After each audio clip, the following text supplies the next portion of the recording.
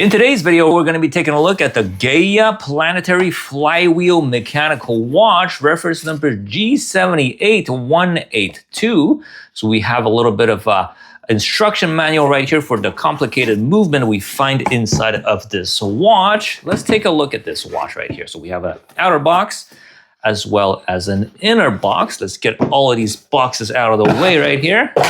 All right, so we have the inner box and then the watch itself inside. Warranty card, instruction manual, although I believe that we're gonna have to use this right here to learn how to operate this watch. There's also a screwdriver inside of the box that I'm not quite sure what it is used for just yet. And then we have the watch itself, which is heavily inspired by the Jacobs & Co. Astronomia Tourbillon.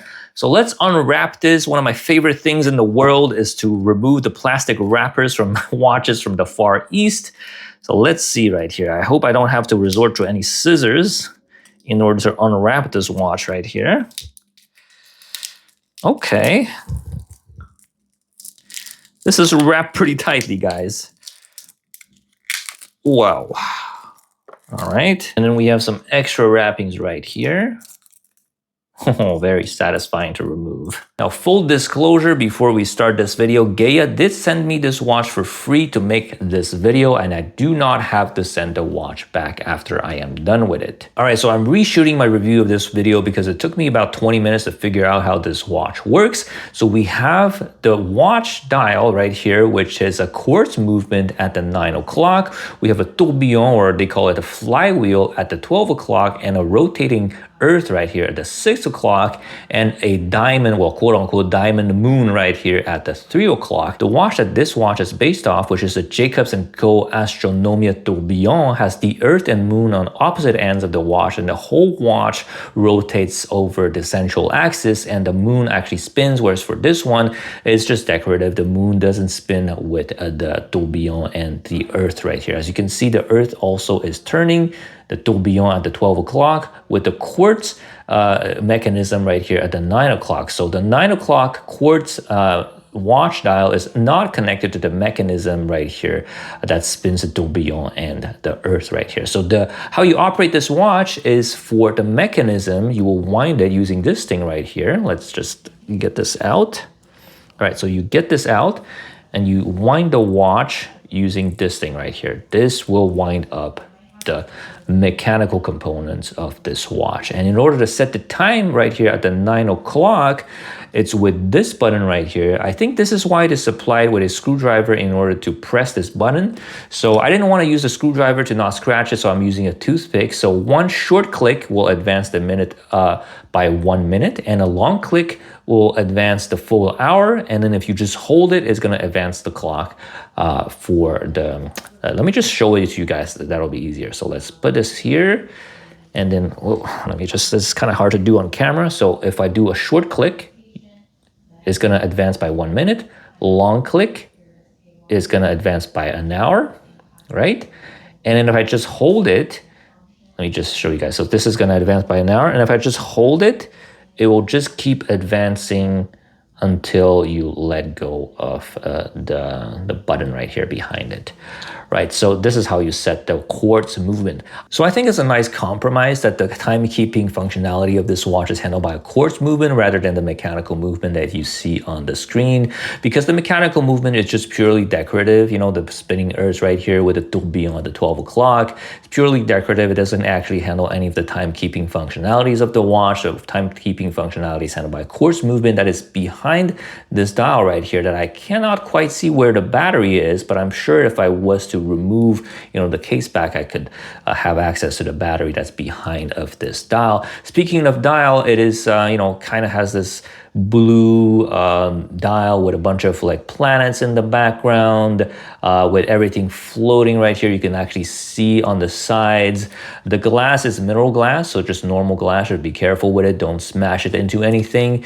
And also, I think it's a nice compromise, because there's no way that you're going to pay a service fee from a watchmaker to service this mechanical movement if timekeeping functionality was handled by the mechanical movement, and also the fact that this quartz is just a lot more accurate and reliable, and also allows the company to bring the cost down because this watch costs about $550 US or 780 Canadian dollars, which, you know, kind of makes you enjoy the likes of a watch like an Astronomia that costs more than, you know, my whole house for an affordable price for the average person. In terms of dimensions, we have a 46mm case, about 55 in terms of the lug-to-lug distance, and a 20mm in terms of thickness. So this is a big boy right here. On my 17cm wrist, it actually wears pretty well. I mean, it's actually very comfortable. It's not terribly heavy, but it's obviously, you know, pretty big. But I mean, if you're wearing a watch like this, you definitely are kind of looking for attention right here. Let's be honest. If you're wearing this,